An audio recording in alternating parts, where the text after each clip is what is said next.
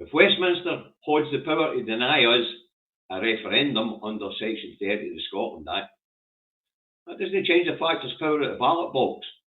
So it's either a plebiscite Westminster election or a plebiscite Scottish election. As you know, I'll be pushing for a mandate at the Westminster election to hold a Scottish election.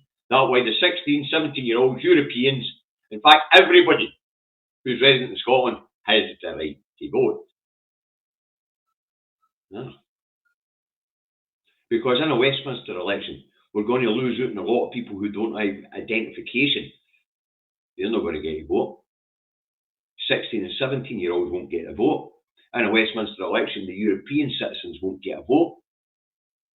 So, on Saturday at the conference, I'll be pushing for it to be a Westminster election to give the Scottish Parliament the mandate to hold a plebiscite, a Scottish election on the subject of Scottish independence. I also want it to be made clear to Westminster, so they get it through this heat, that from this day forward, every election in Scotland will be about independence. Every election. Every one. Council elections,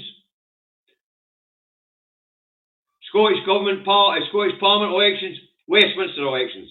Everything will be about Scottish independence. Every election going forth. Because eventually democracy must out. Eventually democracy must out.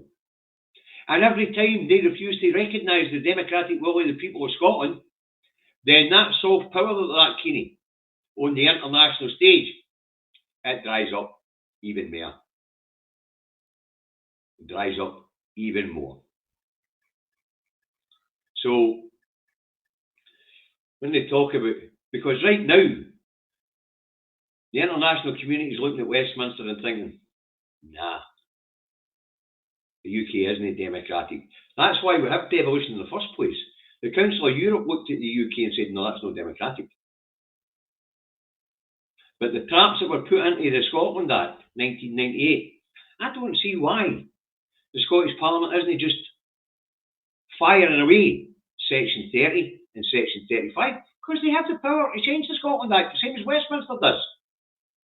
Well, of course, if we change the Scotland Act up here, they just put their clauses back and down that road. So it's going to be a battle royale.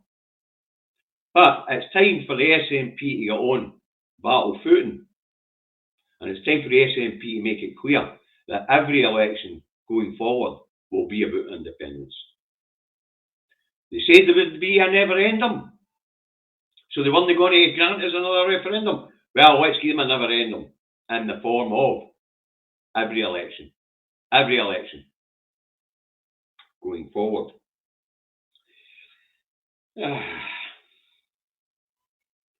So that was the two routes that the good professor was advocating. Getting a third-party state to take your case to the United Nations General Assembly and put it to the United Nations General Assembly that Scotland has been denied its right to self-determination, or we create another parliament here by having people's assemblies.